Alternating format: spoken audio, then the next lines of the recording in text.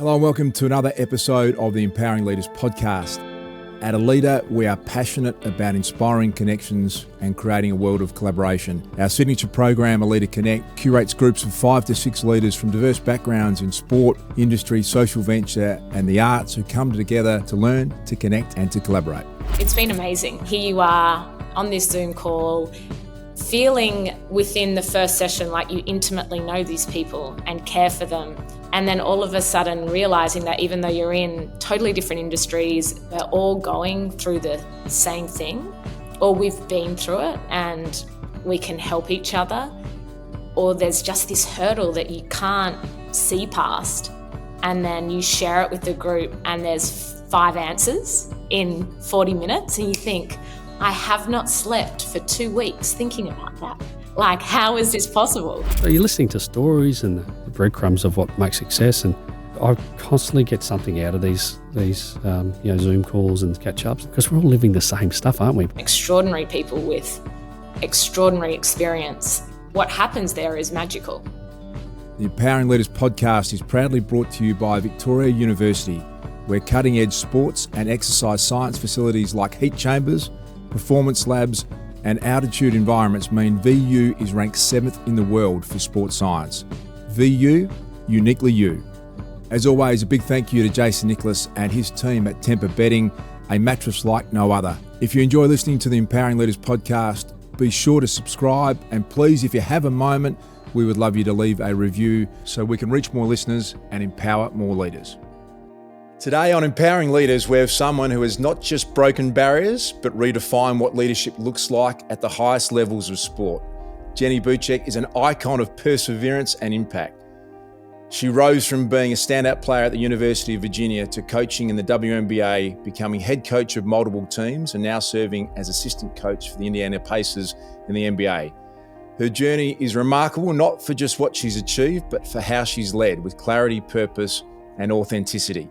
Over more than 2 decades in coaching, Jenny has been part of championship-winning staffs in the WNBA with the Seattle Storm, led both the Sacramento Monarchs and the Storm as head coach, and then made the historic move into the NBA, where she's coached with the Sacramento Kings, the Dallas Mavericks, and now the Pacers under Rick Carlisle.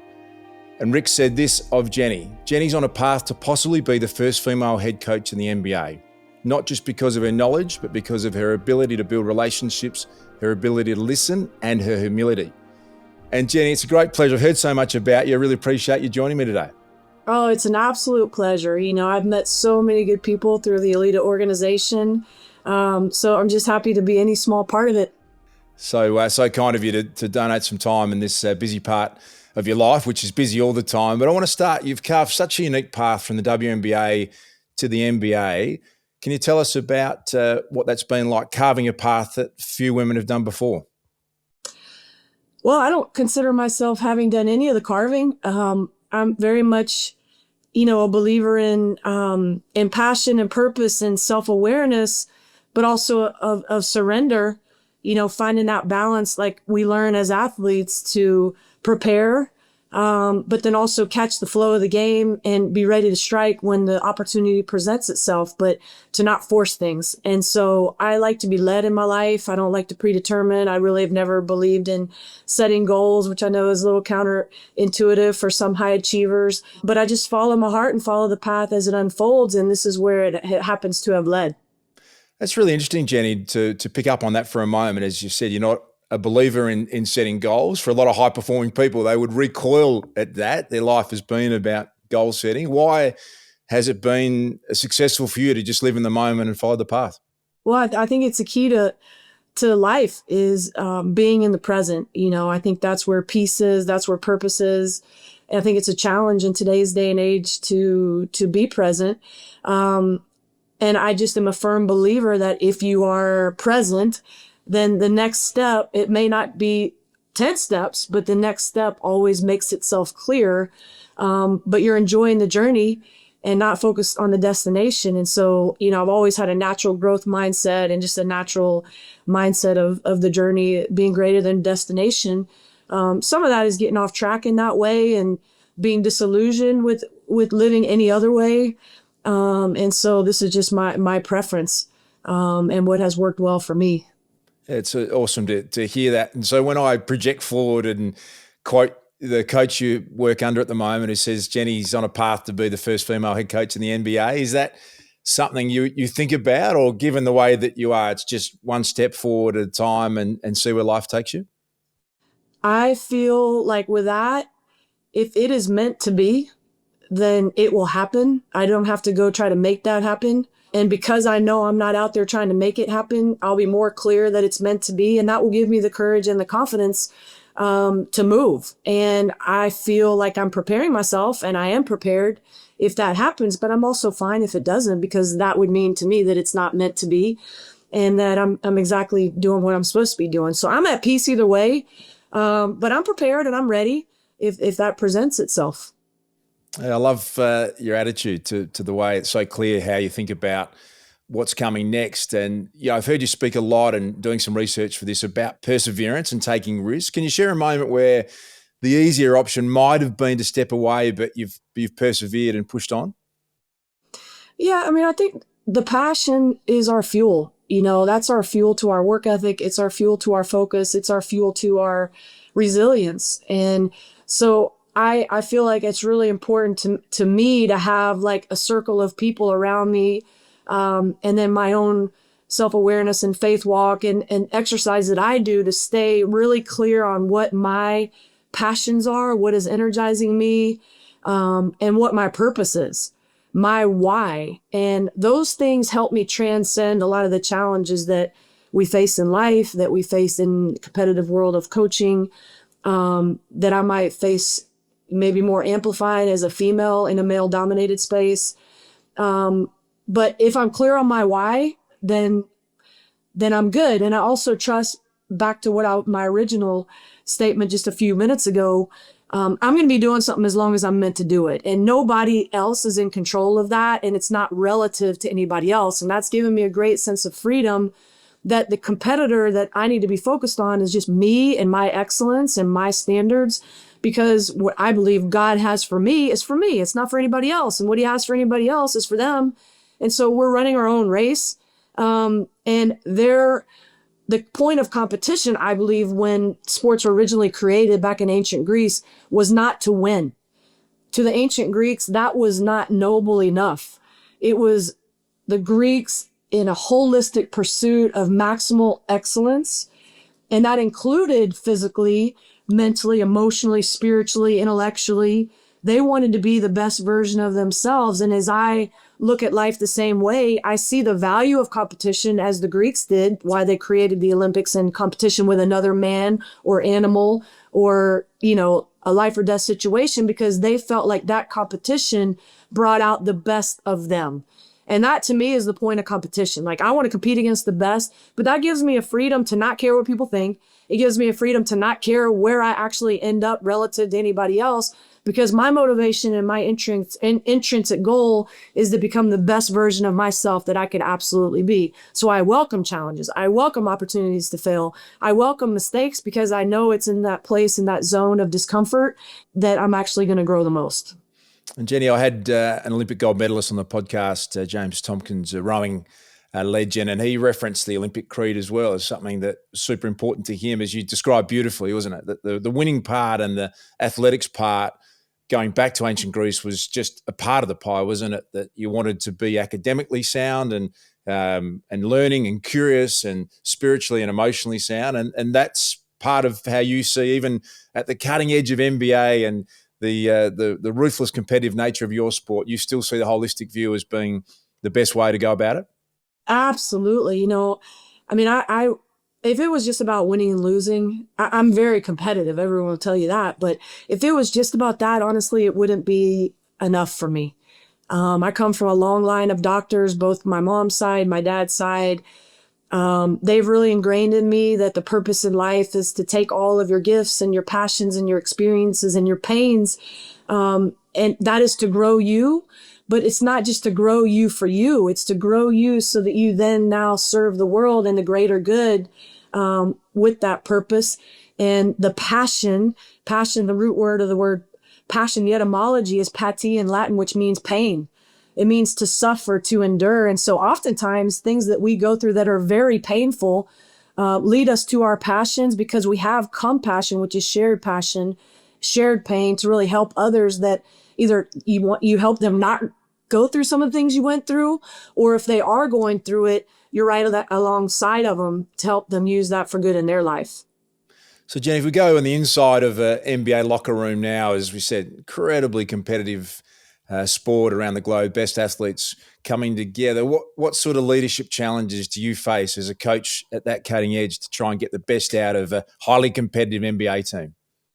You know, the thing I love about coaching on the highest level is that, I mean, these guys, they're obsessed with being the best they can be. And so I enjoy being a little bit different in my perspective, and just bringing something a little different to the table with my leadership style, my communication style. I think there are differences because I'm a woman. That's good diversity. It's good diversity to offer to the team and to the players. And so I hope that some of the life truths that I've discovered, some of the illusions that I've discovered that have led to disillusionment, I hope I can be somebody that's a conduit of helping them not fall into some of those traps, and to stay focused on some of the more noble truths that help you have a rewarding experience, and not fall into some of the landmines and the traps that get athletes off track. Jenny, I love that you referenced just the natural diversity of having a female element in a what has been a male-dominated sport, and there's natural gifts and natural, as you said, life experiences that you bring that males literally can't bring. And so do you see that as being a really beneficial strength? Is that something that your organisations have understood, that not only your natural skill is who you are, but the female element is incredibly beneficial? I think diversity is beneficial of all types. You know, you want on your leadership team, and it's proven to move the needle in companies and in finances and sports. And when you have diversity on your leadership team, the needle will move more. And you know, so our head coach, Rick Carlisle, our organization, they really get that. And diversity it comes in a lot of different forms. It's not just gender. It's not just race. It's, you know, it could be socioeconomic status. It could be personality type. It could be communication style, experiences, you know, all those things. They give different diversity of thought and interpretation of the room and of feelings and people, and you bring that all together. And I think the leadership team makes better decisions and has more to offer to a group of guys. And so, you know, with the NBA in particular, a lot of the men in the NBA are raised by women. The particular demographic of the NBA, there are a lot of homes don't have men in them. The fathers aren't there. Grandfathers aren't there. It's a mother, it's a grandmother, it's their teachers, it's females that are the strong voice in their lives. And so in some ways, what I've heard from these guys is it's more familiar and more comfortable to have an equipped, strong female in a leadership role in their life. Jenny, you spoke about the needle moving more with diversity of thinking, and it's very aligned with what we're passionate about in the space of a leader, where we're now over 20 countries and bringing together different thought leaders who could be from a creative world, and an artist with a sports leader, with someone from the business community or a not-for-profit sector. Can you tell us about your experience jumping in a Leader Connect group and what that's been like for you? Oh, I'm fascinated with it. I've always been fascinated. So I come from a family of doctors, as I mentioned, but many of them are researchers. And so, you know, it's just dinner time conversation, theorizing things, challenging status quo, and then how you test your theories. And so what I've learned from them is when you think something is true, you must test it. And then you must change a variable and test it again. You must change a variable and test it again. So you're testing it in all these different contexts to see if it remains true. And if it's not true in any of those contexts, then you cannot say it is true. And so a life pursuit of mine has been just looking for these truths and looking for them in all different contexts of life. And so I find meeting really brilliant people in a lot of different fields and areas of expertise and interest, it helps me learn more about what is true in, you know, across the board. And so I've always tried to learn from different sports, different coaches, different types of leaders, different people who are excellent or elite in many different areas or fields of life, because I think there's just so much to be learned. And it's really easy when you stay around the same type of people to just think the way that you've always thought, or think that the way that things have always been done is correct, because you have a bias towards how it's always been done, when oftentimes the greatest pioneers are the ones that are labeled as crazy because they're challenging status quo, and that's uncomfortable for people. But I crave that, and I work for a guy who craves that. And so I love out of the box thinkers and people who challenge me. And you don't really get that if you're around people who are like yourself. So Aleda offers that. You know, we offer just a lot of people from a lot of different backgrounds and perspectives. And they describe things with different language. Their brains are interpreting things different ways. And I find that very stimulating and very, very good for my own growth. Jenny, I love your background with a research medical family, and it would have been a fascinating dinner conversation to sit around. I'm sure it still is when you guys get together. And I love that idea. If you're not testing it in a range of different environments, then how can it be fully truth? Are you concerned? It feels like now we've got in the science world or this absolute truth, and I'm going to defend that rather than do what your dinner table is doing, is testing it, collaborating, seeing if it can get better, finding out if there's a new way. Are you concerned that the sort of algorithms of our phones are dividing us more than ever? Oh, this will make me cry, honestly. Like the direction our world, our country has gone, where everybody just wants to be right, and everybody gets very stuck in their convictions, and we've lost the beauty of just sitting down and with people who are very different than us. It's why I love to travel the world and be uncomfortable with people doing things or thinking or believing things completely different than us. And instead of having judgment, having curiosity. And you may walk away from those dialogues and be even more clear about your convictions, which is great. That's healthy. Or your convictions and your paradigms may get challenged in an uncomfortable way, or blown up completely. And to me, that's all healthy. And so it's sad to me, the limiting beliefs that I think people are having, and limiting ability to relate to different people and conversate with different people in a way that doesn't get inflamed. Jenny, you've broken new ground regularly, and with that often comes scrutiny and resistance. There's plenty of critics out there. How have you handled the critics along the way? I think it's par for the course. Again, coming from a family where, like my grandfather, for example, he invented deep brain stimulation in the 50s. And he is one of the most criticized, controversial doctors that we've ever had in our country. But I knew him. I knew his heart to help people, and to help in particular the desperate people that nobody could find answers on and people were giving up on or just lobotomizing. And so, you kind of know that if you're walking a different path, it's going to come with misunderstandings. It's going to come with criticism, and it's going to come with making some people uncomfortable.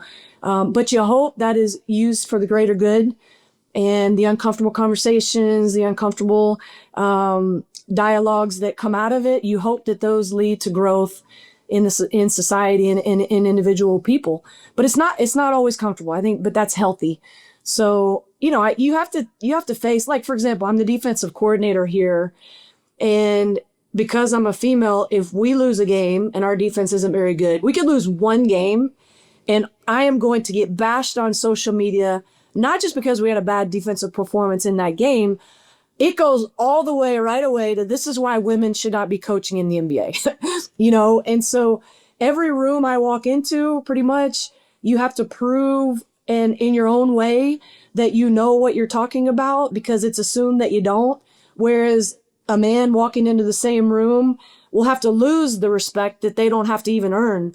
And so I take that as a great challenge and responsibility, but one that I really embrace and welcome and hope to do with humility and patience, because I don't want to have to walk into a room and prove how smart I am, but I want to trust that over time, the people who are supposed to see it will realize that I have something to offer, but I'm not in a rush for people to see that. And I am very aware that there are some people that will never allow themselves to see it, but that's not really my problem. I want to ask a question about going back to your grandfather and deep brain stimulation. Can you share a little bit more? I'm sure that shaped you a little bit of breaking new ground in medicine and having to particularly in an area like that, I'm sure that came with a lot of controversy. Has that been formative for you, seeing that as a young girl growing up? It's been extremely, extremely formidable because, like I said, I knew his heart. And he was a man that just refused to believe that certain people were a lost cause. And so way back when he got into mental health, I mean, he was a genius. He was Doogie Howser. He graduated med school at 21. And there were things that were just visions that he understood about the way the brain worked, way ahead of what anybody else could understand. But his heart was for the lost, for the fringe, for the people that were given up on. And he was shaped by seeing these mental institutions that were packed with people that they were lobotomized and turned into vegetables because they just couldn't believe there was any other place to put them. And so he became extremely motivated and passionate about figuring out ways to help the lost and the people that were given up on. So those people were desperate people. I mean, nobody's going to let you operate on their brain with electrical stimulation for the first time ever with no parameters and, no safeguards. And it's unproven unless they're absolutely desperate. And so those are the people that he was drawn to. And so he did a lot of amazing things. But because of that, there were some people that were coming to him that he would work on, and his heart was to help them. And it was very misunderstood because of the demographics of some of the people that were coming to him for help. And, I don't know how much detail you want to go into that, but it's hard for our family to see. He's been dead 25 years. And you can Google him and you can go on social media and there'll be stuff within the last week. He's been dead 25 years, like making just absurd claims about him. And what he was doing and why. And, he's not around to defend himself, but that's what comes with the territory when you're pioneering things and cutting edge. But he knew his purpose, he knew his passions. And so he didn't care. He blocked it out. And that's probably my biggest takeaway. I suspect you'd be very proud of what his granddaughter's doing on a day-to-day basis right now. Great story. Amazing to hear that as part of your background. You've worked with some of the best in the game over many years now. What's the most valuable leadership lesson you've learned, Jenny, from the coaches you've worked alongside? Wow, so many things. I've worked, as you mentioned, with some of the best leaders that ever walked the face of the earth. I think the man I'm working for right now fits into that category, Rick Carlisle. He's been coaching a long time, decades, and he continues to stay relevant because of his humility. He is not a sensitive man. He is one that when things don't go well, he's looking in the mirror and he's surrounding himself with a very small group of people that he trusts their intentions and he wants the truth about himself. And he will evolve, he will change, he will grow. And every year I've known him, he comes back the next year a better coach, a better leader, a better man, a better husband, a better friend, a better father. And so I really just admire his humility that allows him to keep growing and staying relevant, not just as a leader, but also as a coach. Like he's always wanting to be challenged. And he's never sensitive about, even if it's something that he's won championships with, maybe there's a better way now. Maybe there's a different way now. Maybe there's a different way for our group of guys. And he's like, prove it. Tell me, sell me on it. And he likes that argument because none of it is personal to him. And it's not about him. It's about our continual growth. So I've learned a lot from him. But other leaders, I would say one of the biggest things I've learned is just the importance of relationship. It's really easy, the higher level of success you achieve, to put yourself a little bit on a pedestal and talk down to people.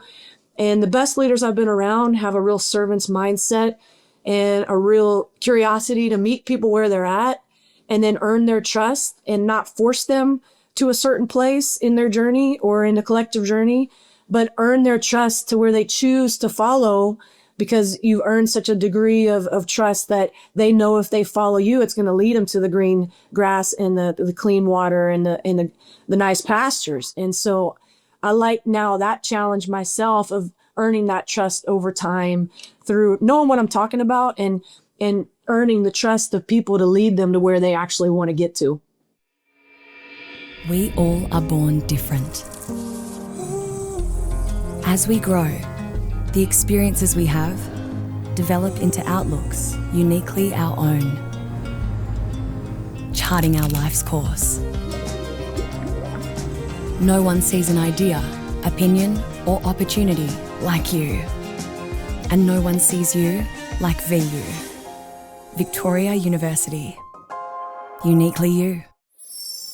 At Aleda, our signature program, Aleda Connect, is something we're really passionate and proud of. We bring together groups of 5 to 6 people around the globe from diverse backgrounds, sport, industry, social venture and the arts, who come together to learn, to connect and to collaborate. The thing that I've loved about it is not just the meetings that we have with our group, it's the thinking that you do for days and days afterwards. Someone says something and it sparks a thought, and I found that I would go back and look at things that I was doing in a different light. Within my sport and within women's sport, I'm just someone who I try to lead by keeping people talking about the issues. There's times when I think the person I'm trying to convince is not listening to me. It actually got me thinking about, okay, this is how I need to address my communication with them. So it was so valuable, and the little group that we've got is great, and I'm really looking forward to sort of continuing to connect with them into the future because we're all so very different. I can't tell you how much I enjoyed it. Jenny went on an incredible run last year with your team, the Pacers, and Rick Carlisle as the head coach.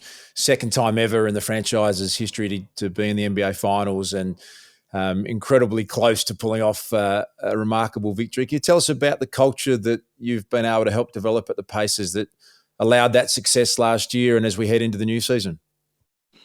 Well, it's everything that's right about sports and why we all fall in love with it at some point. You know, when we get it right as a group, there's nothing more magical than a group of individuals who completely sell out to the main thing and to the greater good, which includes sacrifice, and it includes getting free of the disease of me and feeling the joy that comes with celebrating your teammates and their differences and their strengths, and really just the unity that comes with that. So our guys got it. I mean, it's hard on this level because of the way contracts are structured and the amount of money and social media. Everything in our business model and in our country and in our culture at large is pulling you the opposite direction of what is right about team sports. And so it takes intention every day to swim upstream against the social norms and human nature to do it different. Every day it takes effort to swim upstream. Every individual has to be doing it or you're going to be rushing the other way. But when you get it, the reward, the intrinsic reward, and the external reward is just a bonus, because the internal reward that we all feel blows out of the water any championship, any amount of money, any individual award. But it's just hard to get people to buy into it enough to believe that, to taste it. But once they taste it, nothing else ever satisfies. I mean, it is the real deal. So it's a huge passion of mine to try to help every individual and group taste that, because I know their life will never be the same once they taste the real thing, and the counterfeits will never compare. And that will affect not just their future sport experiences, but their future marriages and relationships and how they approach life after that, because they've experienced the real deal. Free of the disease of me, Jenny. That's a brilliant line, and the way you describe that, isn't it? If you can get a taste of being the ultimate team player and seeing the greater good, what a great way you've described that. And that takes you right inside the success of last year, and what a special environment that would be. Jenny, is there one piece of advice you'd give to women aspiring to lead in these high-pressure environments like you are in the NBA? What would you pass on? You know, I think there was a movement for a while, probably a feminist movement that I think a lot of women subscribe to, that we need to be the same. And we are the same. And if we're going to be respected, we have to be seen as the same. And I find that to be not true. And I would argue, extensively and really, I really believe deeply in the conviction that we are very different. Science proves that. Biology proves that. And those differences, if we embrace them, are not a weakness or a less than, it's a complementary strength. And so I would challenge all of young females and all women, period, to really embrace the differences and understand the differences and own the differences and double down on the differences and understand and really make sure that you're clear about the value yourself. Because if you don't really totally believe the value that you bring because of exactly who you are and the differences, then nobody else is going to really buy it. But if we walk in that confidence that is true, then I think other people see it and value it at the same time. The complementary nature of men and women, it's biological, it's reproductive, it is fruitful. And so we have to be fully who we are meant to be and just really embrace that complementary nature. Jenny, I was lucky enough to record a podcast last week with Emma Hayes, the US women's national Love soccer her. coach. What a legend. And yeah. to hear her talk so openly and brilliantly about the genius of actually tailoring women's sport to women and celebrating the differences. And I'd love to send you a link because I'm sure it'll be right aligned with exactly what you said then. It was brilliant to hear from Emma. We love the idea of these success leaves clues, Jenny, of people, whether it's a background like yours or from a different world, why their patterns of success are so consistent. Starting with this thought, Jenny, around self-leadership. You can't lead someone else unless you're able to fill your own cup up. What do you do, Jenny, for yourself so that you can be at your best every day? No, it's a massive concept and it's a challenge because as leaders, and especially if you are a servant leader, which I believe is the best form of leadership, you're pouring out like all day, every day, and you're giving everything of yourself to your players and to your team and to your bosses and to your colleagues, your fellow coaches. And so it's a massive concept of understanding that if we give out of a cup that is not full, our cup is depleted, which it's going to be from time to time, but understanding the warning signs and the red flags that we all should be self-aware about to realize like, okay, these are the signs that my cup is getting low, that I'm starting to feel depleted. And now here are the ways I can fill it back up. Because if I'm pouring out of a cup that's not full, okay, there's that room there where there's void. There is room there where your stuff starts to intoxicate what you're giving. That becomes filled with need. Okay, so need for affirmation, need for appreciation, need for validation. And those things corrupt the most powerful forms of leadership. The most powerful forms of leadership are, hey, I am serving you. All I want is what's best for you. I have absolutely no need from you and no individual attention, no selfish ambition in this. I don't care what I gain or lose from your success or failure. This ain't about me. It's about you. And I'm full enough that I can give of my overflow because I need nothing in return. So you can be an asshole. You can not appreciate me. You can flick me off. You can talk bad about me. And I'm going to be the same every single day because I'm here for you. And you can only do that if you're given out of your overflow. And that overflow, when you give out of a cup that's filled to overflowing, there is power there and the players feel the difference. And over time, I believe that's what builds the greatest level of trust because they know you're not in it for yourself at all. And this is rare. On our level, this is very rare. Most coaches at some point, maybe right away, are in it for what they're going to get out of it. They want to climb the ladder. They want this role. They want this position. They see your gain reflecting on them in a positive way, but it's about them. And I believe if we can be different, we will feel really different to our athletes, and we have a whole nother level of power in our influence. What a great answer, and I can see that authenticity just pour out of everything you say. Is there one piece of leadership advice, Jenny, you pass on the most? I think knowing your why, and I believe if your why is primarily selfish agenda, if it's extrinsic motivations, I think you need to question whether you actually should be coaching. Being very clear on your purpose in coaching, that is something that nobody can take from you, nobody can give to you. You don't need a title, you don't need a contract, so that you have the freedom to be effective and powerful in your leadership. You are free to make mistakes. You are free to fail. You are free to get fired. You are free to be fully yourself, because you don't need it. You're doing it because it's your why. And you could do it without a contract. You could do it without a title. You could do it without an assignment. You're probably gonna be doing the exact same things because you're so passionate about it, regardless of all these external things that could be given or taken away from you. So that freedom to me is really important in your ability to perform as a leader. Jenny, we see leaders really curious consistently, and sustained successful people have that curiosity that shows up a lot. Can you share with us a rabbit hole that your curiosity has taken you down in recent times? This is why I'm so stimulated by coaching, because it hits like all sides of my family lineage. Like my mom's side is neurology and psychology and psychiatry, and my dad's side is systematic. It's, my uncle did the first children's to baboon and then children to child heart transplant. And so it's systems. And so I love like the curiosity that comes with figuring out optimal systems.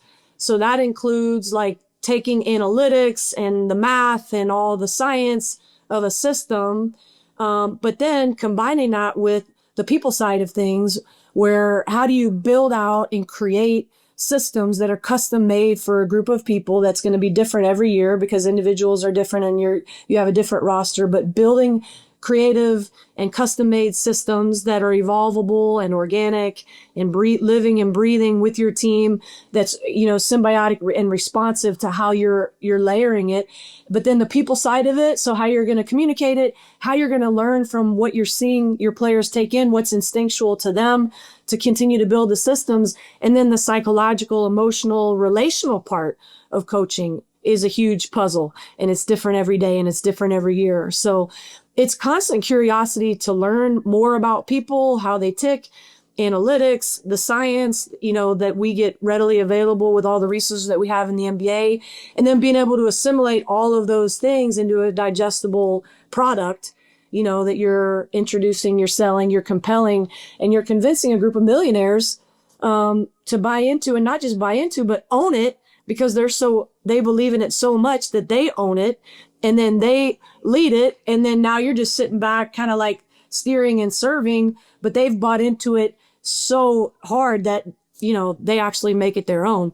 So it's just a fun challenge all the time that requires constant curiosity to keep growing. If you want to separate yourself, you've got to have the capacity to be growing in all these different areas that I just mentioned, and then assimilate it. And so that takes constant curiosity, and to me, it's stimulating.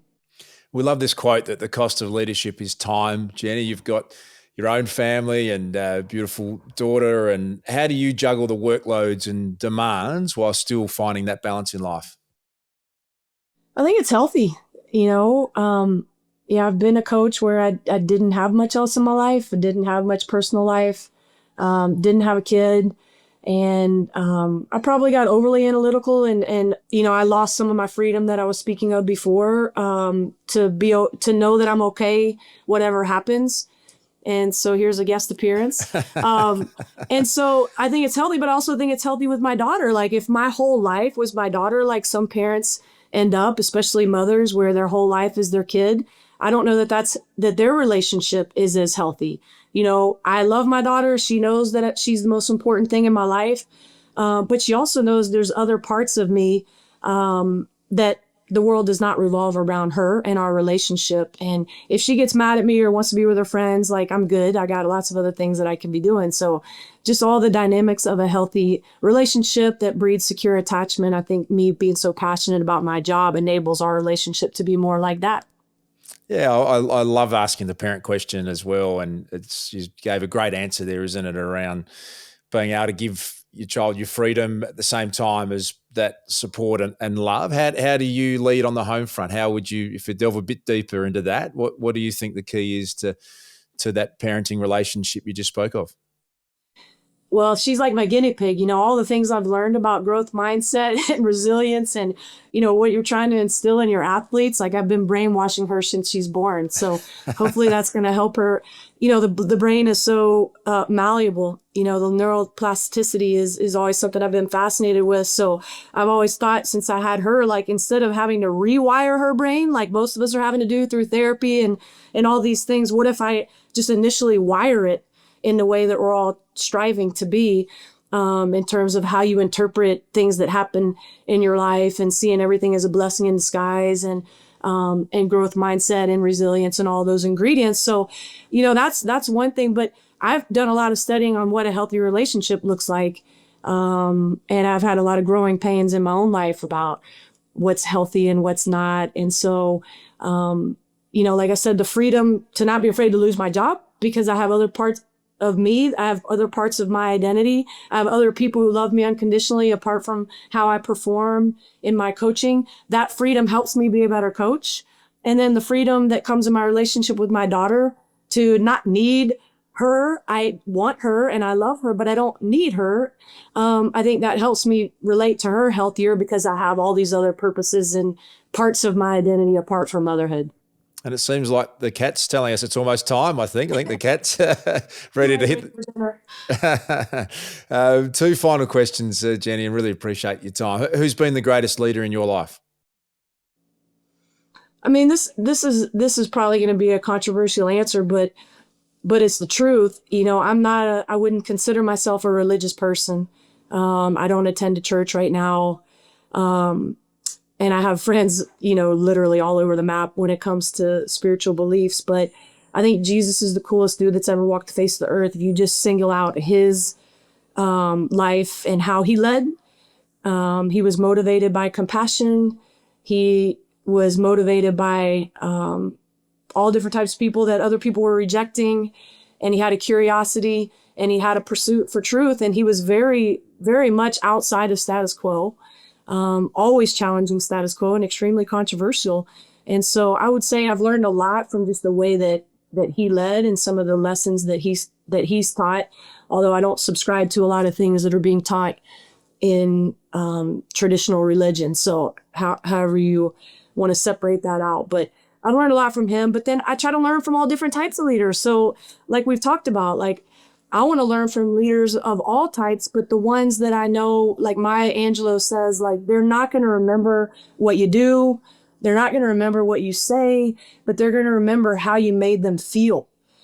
And so I know at the end of my life, like no one's going to remember how many championships I won or if I'm in the Hall of Fame or not.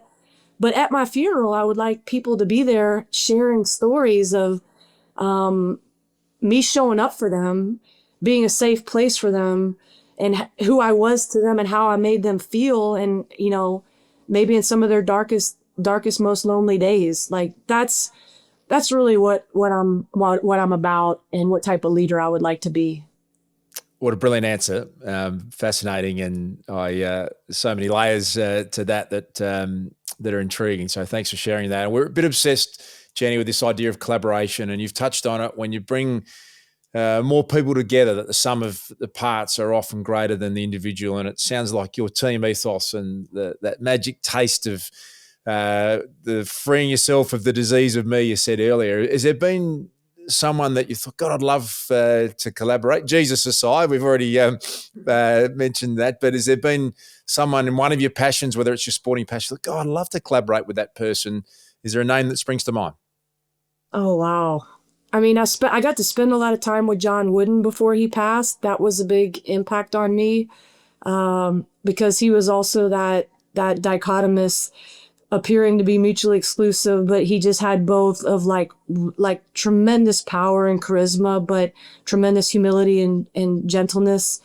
And so he had that balance. I don't know. I have to think about, I've gotten to meet so many incredible leaders. I don't have a good answer for you right off the top of my head. Some of the best leaders I've met are people you've never heard of. They're high school coaches. They're mothers of my daughter's classmates. And so, I don't think that it has to be like a titled person necessarily to be a very effective leader. So I'm just trying to learn from everybody. But I'll get back to you on that. I'll email you on that one. I like it, Jen. Can I ask you, maybe I said it was the last question, but a bit more on Coach Wooden, who I've had many people reference in this podcast as well, and either lucky enough to spend some time with him like you have. What was great about Coach John Wooden? Can you tell us a bit about him? Well, just, he stayed immune to the things that are the toxins in the profession. And he was particularly spectacular in being able to do that with the actual worldly success that he achieved and notoriety. And so his just passion to develop the athletes holistically, and he just had a great handle of what I've come to believe also are these life truths, and ability to use the platform of basketball and team sports and sport to teach these life truths to people in a way that's impacted their lives. And they continue to talk about it, people who've met him, people who've played for him. And so his impact on people is just a legacy that's well exceeding his lifespan. And he's multiplied himself because of that by people he's never even met. Because what he was about are, like I told you earlier in the call, like my pursuit for life truths, he just seemed to get those and figure out how to assimilate them through coaching. And so you hope we all use our platforms to make the world a better place and help people and serve people and help people be like their best version of themselves. And I think he just really excelled at that. And I hope to be like even some small, slight version of him in even one person's life, because he had such an impact. Jen, it's a great note to finish on. Really enjoyed our conversation today. Learned a lot, and congratulations on everything you're doing. I love the authentic team-based way that you approach everything, and living in the presence in every moment is a great skill that you seem to have captured with ease. And we're really proud to have you in our Aleda community. Thanks for joining me. I really appreciate it. No, it's an honor to be in the community. So thank you guys for everything you're doing for me and everybody else. And I look forward to collaborating more in the future.